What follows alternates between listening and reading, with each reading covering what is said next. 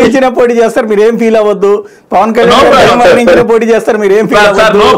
Sir మేము ఏం కోరుకుంటున్నామంటే TDP, BJP, JSP, left పార్టీలు, ఇంకా బిఎస్పీ, ఇంకేమైనా 4-5 తోక పార్టీలు, ఇంకో బీజేపీ కనుక రాకపోయి ఉంటే వాళ్ళందరూ కలిసి ఉండేవాళ్ళు తెలుగుదేశంతో.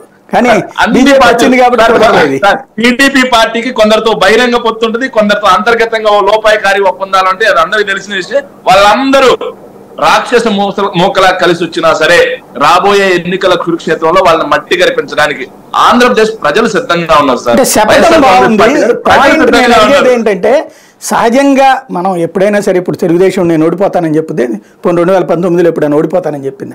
ఈవెన్ పవన్ కళ్యాణ్ కూడా మేము అధికారంలోకి రాగలం, కాకపోతే తెలుగుదేశం కష్టాలు ఉంది కాబట్టి పైకి తీసుకొస్తున్నానని చెప్తున్నారు. కాబట్టి ఎవరికాళ్ళకి అందరికీ అధికారం వచ్చేయాలని అంటే నేను ఒక్కటే ఇక్కడ డైవర్ట్ కాకుండా ఇప్పుడు సహజంగా మనం ఏంటంటే మనం పవర్లో ఉన్నాం కదా అని ఒక ఎత్తుగడ వేస్తాం.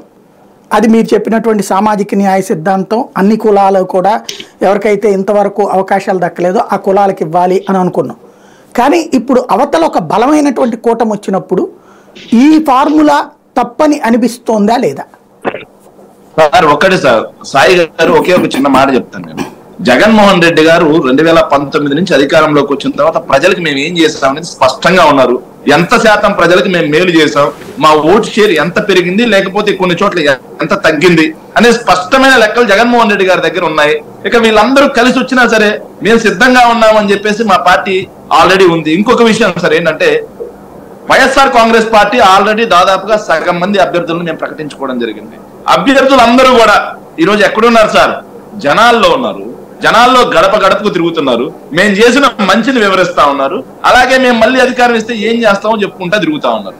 కానీ ఇదే బీజేపీ పార్టీ కానీ, ఇదే జనసేన పార్టీ కానీ, లేకపోతే ఇదే టీడీపీ పార్టీ కానీ ఈరోజు ఎక్కడున్నాయండి? కేవలం మీడియాకి మాత్రమే పరిమితమై ఉన్న పరిస్థితి. ఇంకా వాళ్ళ సీట్లు తేల్చుకోలేని పరిస్థితి, పొత్తుల పంచాయతీ తేలని పరిస్థితి. ఇంకా పొత్తులు సీట్లు పంచుకున్న తర్వాత మొన్న ఒక చిన్న ఉదంతం మీరు చూసారు, రాజమండ్రి ఉదంతంలో ఒక్క సీటు విషయంలోనే ఆయన కందుల దుర్గేష్ కి ఇస్తే బుచ్చే చౌదరి గారు ఇచ్చినటువంటి స్టేట్మెంట్ చూశారు. వాళ్ళల్లో వాళ్ళు కూడా నలుగురు ఎదురు తిరగల, నలుగురు బయట వాళ్ళల్లో వాళ్ళు తిరుగునే పరిస్థితి ఉంటుంది. కాకపోతే మా పార్టీ ఆల్రెడీ క్లియర్ 50% ఆల్రెడీ సీట్లు ప్రకటించాం. అందరం కూడా జనాల్లో ఉన్నారు. మేము ఏం చేసామో ప్రజలకు వివరించుకుంటా పోతాం. 2019 నుంచి మేము ఏం చేసాం, అలాగే 2024లో మళ్ళీ ఏం చేస్తాం అనేది వివరించుకుంటూ ప్రజల్ని మేము మెప్పించే పరిస్థితి ఉంటుంది సార్. ఈ రోజు రీసెంట్ గా ఇంకో సర్వే కూడా వచ్చింది సార్, పొలిటికల్ వ్యూస్ అని చెప్పేసి ఇస్తా ఉంటారులే. నేను కూడా ఒకటి రాసి ఇవ్వాలంటే ఎవరు కానీ నేను ఇవ్వడం మానేశాను అట్లాంటి సర్వేలు. పేరున్నటువంటి సంస్థలు వేరు, ఇప్పుడు ఊరు పేరు లేని సంస్థలు రోజుకు ఒకటి ఇచ్చేస్తున్నాడు. ఎవరికి కావాల్సి అంటే ఇప్పుడు వాళ్ళకి పైన ఇచ్చారు కాబట్టి మేము పొలిటికల్ వ్యూస్ సర్వేలు అవుతాయి. ఎట్లా కరెక్టే. ఇండియా టుడే సర్వేని మీరు అన్నారు, వాళ్ళు టైమ్స్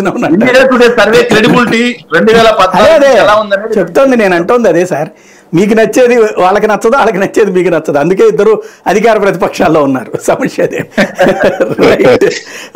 సుహాసిని గారు, ఇక్కడ ఓ ప్రధానమైనటువంటి అంశం ఏంటంటే భారతీయ జనతా పార్టీకి సంబంధించినంత వరకు ఈ 5 ఏళ్ళు, మీకు మొత్తం 10 ఏళ్ళు ఉంది. నరేంద్ర మోడీ 10 ఏళ్ళ నుంచి ప్రధానమంత్రిగా ఉన్నారు. 10 సంవత్సరాలైనా కూడా ఆధార చలంకంగానే మిగిలిపోయిందన్న ఆవేదన లేదా? అదే ఇప్పుడు శేఖర్ రెడ్డి గారు మాట్లాడుతూ చాలా మాటల్లో ఆయన చాలా సెల్ఫ్ గోల్ వేసుకున్నారండి.